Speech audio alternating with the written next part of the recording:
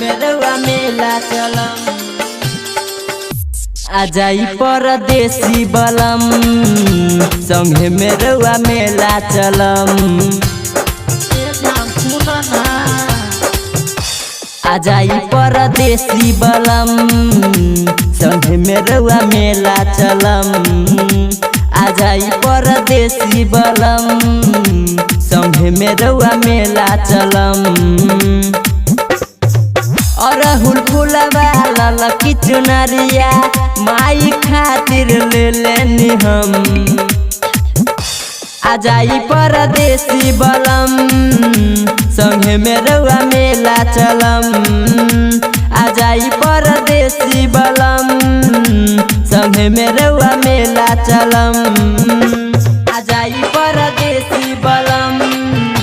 संगे मेरवा मेला चलम आजाई परदेसी बलम संगे मेरवा मेला चलम बाटे सजल है सपना नु मन में पूजा कर बजा के माई के शरण में एह जी सुनी ना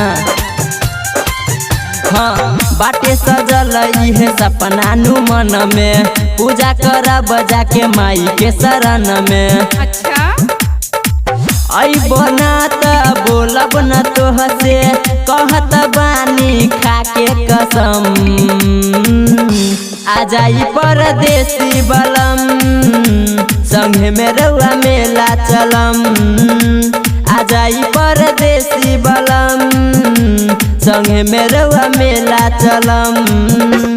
आजाई परदेसी बलम संगे मेरवा मेला चलम आजाई परदेसी बलम संगे मेरवा मेला चलम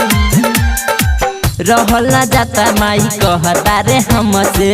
ढेर पढ़ाई जनी सुनी सैया हमके रहल ना जाता माई कहता रे हमसे ढेर पढ़ाई जनी सुनी सैया हमके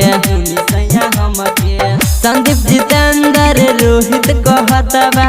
हमरो के संग ही में ले चलम आजाई परदेसी बलम संगे मेरवा मेला चलम आजाई परदेसी बलम संगे मेरवा मेला चलम रिकॉर्डिंग स्टूडियो शंकर लोहार दरभंगा।